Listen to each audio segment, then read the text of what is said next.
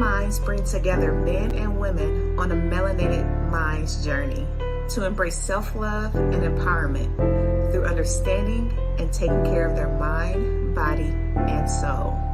Melanated Minds is an exclusive community that uplifts and supports one another. The network made for us. Join the Melanated Minds Network today.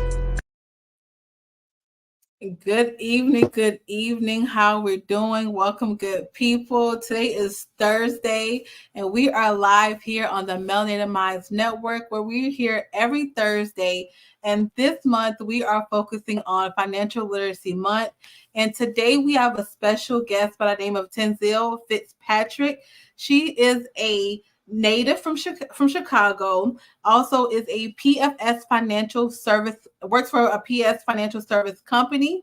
She believes in bold financial planning to achieve freedom, and she is here tonight to give you some advice on how you can put your best foot forward with using your money as a tool to help you to financial freedom. Ms. Fitzpatrick, I'm going to bring you onto stage. Welcome to the Melanated Minds Network Live. How are you this evening? I am doing awesome and amazing this evening. Thank you for having me. I really appreciate it. Awesome. Thank you. So last week we heard from Charles Hutchins, and today we get to speak with you in regards to financial literacy. So please let us know a little bit about yourself and your background in the financial industry. Awesome. So how I got started in the financial services industry, I have a long background in management. I did it for almost half my life.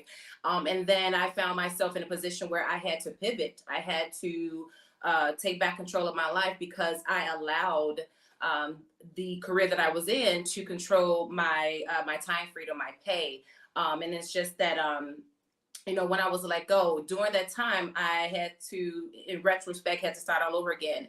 And I realized I wanted to have control over my family's finances. I wanted to learn more about how to elevate in life and more about taking control over my finances. And so I got started in PFS in 2020. It kind of landed in my lap because at that time we were starting all over again. We needed to get our family situated with life insurance. I needed to do something with my retirement plan again.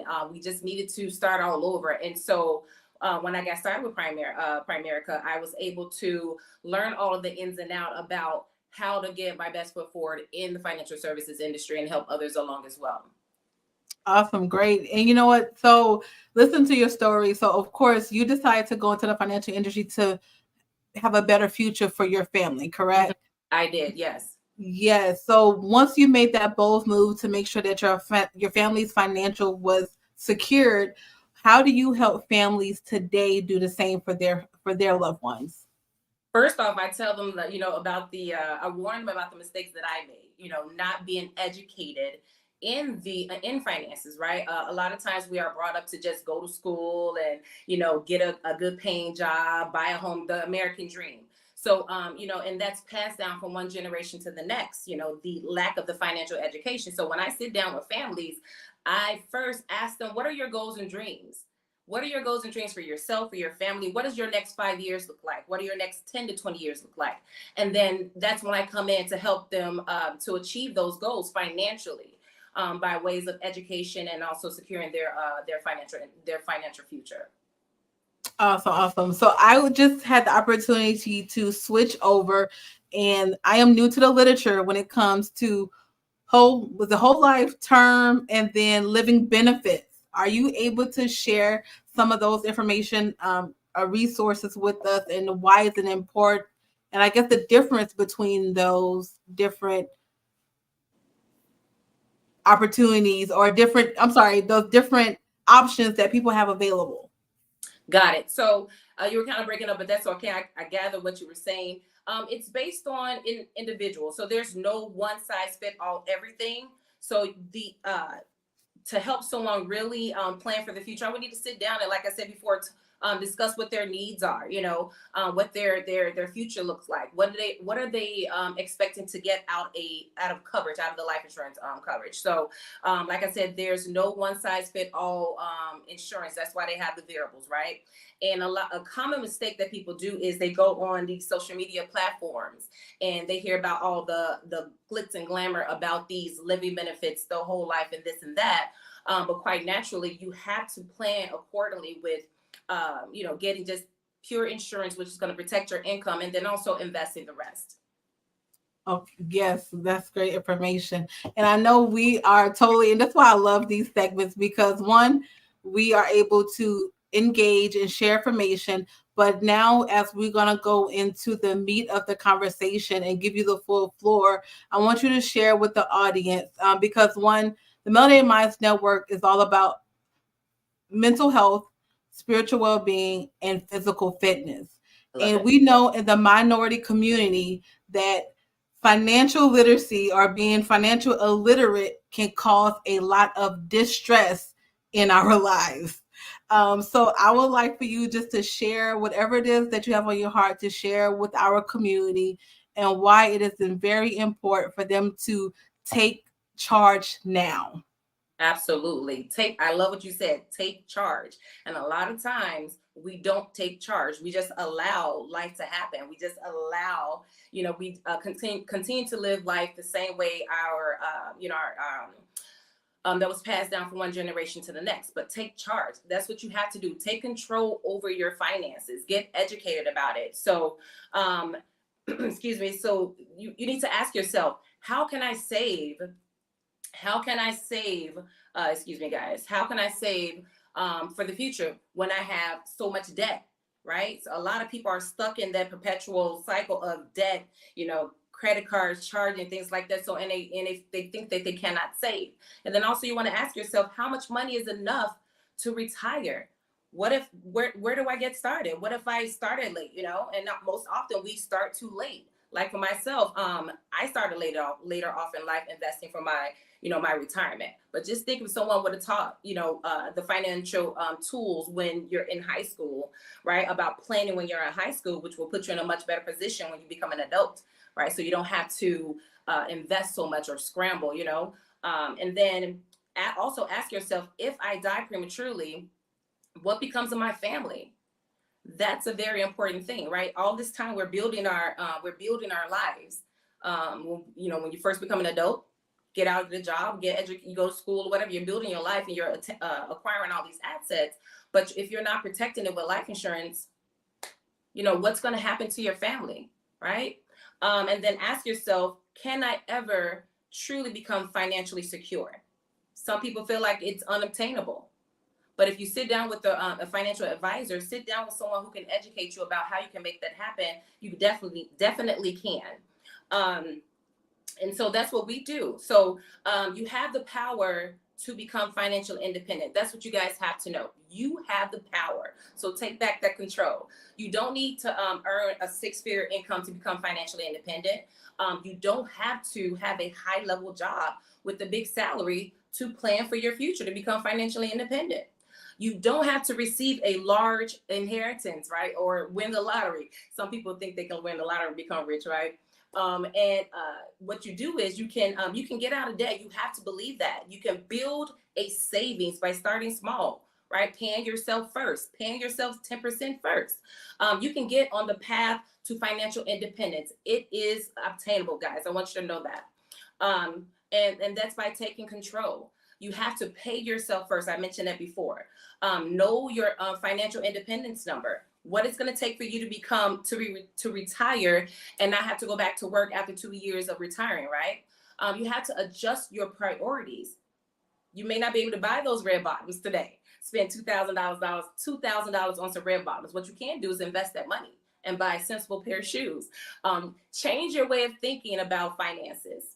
And about investing. Adjust your lifestyle. Some of us, we live a very expensive lifestyle, And in reality, we can't live like some of these people who worked hard or invested the proper way, and they can't afford the lifestyle. Most often, these social media platforms make us think that people are living lavish lives because of what they present on the platform, but in reality, they may be financially broke, literacy broke, right? You need to earn additional income. You can have an earned income by the way of your 9 to 5, but also you want to invest, have a diversified portfolio, right? You also want to have like other income, maybe passive income, a rental income, capital gains, all those things you can have. You need at least the average millionaire have at least 7 streams of income. So if you're living off one stream of income, I encourage you to find another path to make some extra money. You want to realign your assets, avoid the credit trap. If you cannot purchase an item twice without credit, you can't afford it. So you want to avoid the credit trap and set goals. Have a plan. If you don't plan, right, you're going to plan to fail. So you have to make sure that you have a plan. So people focus on, we get stuck by focusing on what we cannot control. And that is the future of Social Security, right? We don't want to depend on Social Security because we don't know what is going to happen with that. We depend on our employers. I made the mistake by putting all of my eggs in the basket with my employer and not having something outside of that. We can't control taxes, inflation, rising costs, the risk of single investment. But what you can control is saving for your retirement and saving properly. Having other sources of income, like I just mentioned. Maximizing your savings and also saving more, right? You want to, when you get that raise at work, instead of using it to go shopping or going on an expensive vacation, how about putting that money into your 401k or some type your IRA? Invest that money instead of saving it. Instead of spending it. And you want to make sure that you have diversify your investment choices, okay? And goal setting, I mentioned that. Always have a goal. List your goals. Describe them in detail, whether they are big or small. You want to set your goals for your current and also your future goals. Get personal about that. Write down why you are motivated to achieve that goal. Because if you're motivated to achieve it, you're more likely to, make it happen. Prioritize your list, which is most easiest to achieve and then more attainable. Create a timeline, because if we don't create a timeline, then we're not going to achieve it. Make sure you create a timeline. This will help you stay on track. And also do the math. How much money you need to save to make this goal, to reach your goal? How much do you need to save? So basically, you need to set a goal and make it happen. And I mentioned paying yourself first. If you don't pay yourself first, then who else is going to do it, right? We pay everybody else, the mortgage, the utility bills, our car payments, right? And then at the end, it's whatever's left is for us. But you want to make sure you pay yourself first. If you do that, you're putting yourself on the right track to retiring properly or, achieving those goals that you set for yourself, whether the goal is to take your family on vacation or, purchase that item that you saw at the store, but, you didn't want to purchase it with credit. You was going to purchase it with the money that you saved. And then also you want to make sure that you're paying off your debt, right? I in the past, I've used the snowball effect. You start with the smallest debt and then you roll it up, right? And also the money, when you pay off that smallest debt, take the money that you were using for that debt and roll it up to the next one until you pay off all of your debt and you have a clean slate. And I talked about investing. So,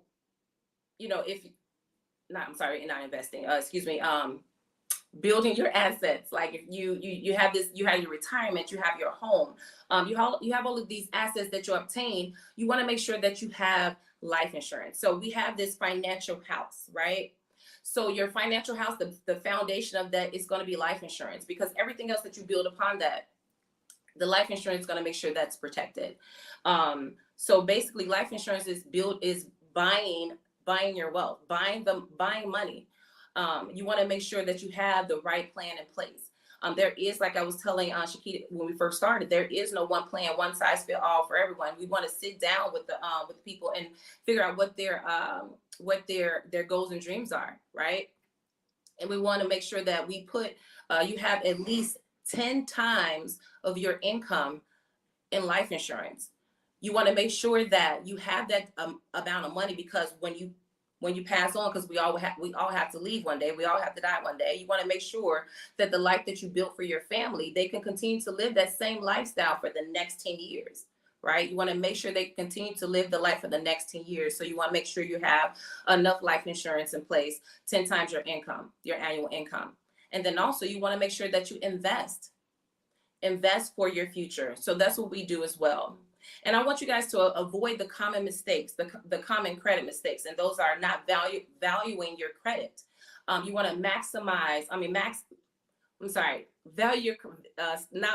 valuing your credit, and also maxing out on your cards. That's a no-no. You don't want to spend no more than 30% on those credit cards. And also you want to make sure that you're monitoring your credit score. I know, if you're in debt and, the score keeps going down and you just don't want to look at it, but you have to face the debt head on. You have to attack it. You have to know where you're going. So make sure that you are monitoring your credit score. There's a nice little platform, Credit Karma, that you can utilize. It's free, and you can keep track of your credit score there. And then you also get a free credit score every year. Credit report every year.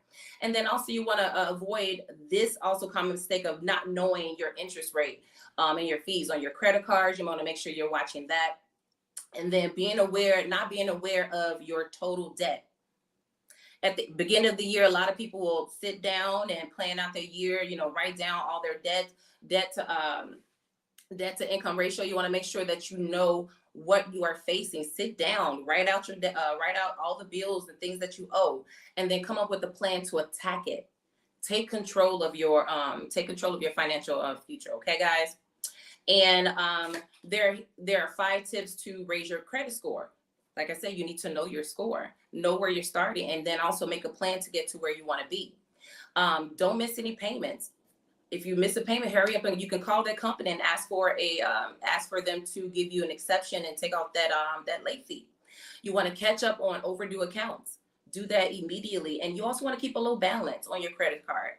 You buy something, pay it off immediately if you can, but you want to keep it at 30%, lower, at least at a 30%. And don't apply for credit often. I know it gets tempting when you're in Target and, they say you can get 10% off of this whole shopping experience if you apply for a Target card. Don't do it. Don't do it.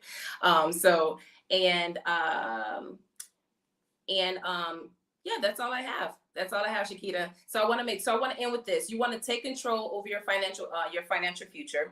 Get educated about finances. There's a lot of tools on YouTube. You can Google. Susie Orm is a great person to follow. Dave Ramsey also as well. You can check them out on YouTube. That they have a platform that you can follow and get some great financial tips. And then also, like I said, you can go on Google, type in a lot of things that you want to learn, but you have to start. Take control of your financial literacy. Don't wait for anyone else. And then also, don't continue to do the same thing, the bad habits that we were taught from one generation to the next. Take control over your financial future. And also you want to make sure that you're educating your kids so they can have a better start in life as well. Yes, awesome. To the great information. I was typing and writing my notes at the same time. And actually, I was going through your bio again. And if you could let us know, what is Money at the Mic? I know you mentioned it in your bio. So let us know what Money at the Mic is. Yes, of course. So it's a little platform that I created on social media. And it was, I just wanted to showcase the people that are winning in the business that I am in. And also to show people that the reason why people are getting started in the financial industry, more people that are like us, Black and brown people who are getting involved in financial services. We have less than 7% of representation in the financial industry. And so I wanted to show people that it's easy, it's fun.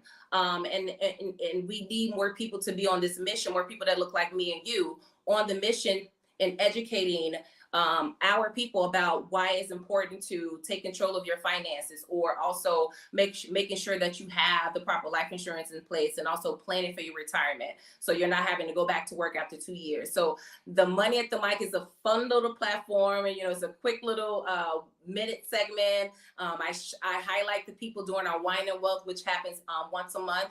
And the Wine and Wealth is when we all get together and we celebrate the success of the month. Also, talk to the people about why they should get started in the industry, and we encourage and motivate each other. So that's what Money at the Mic is.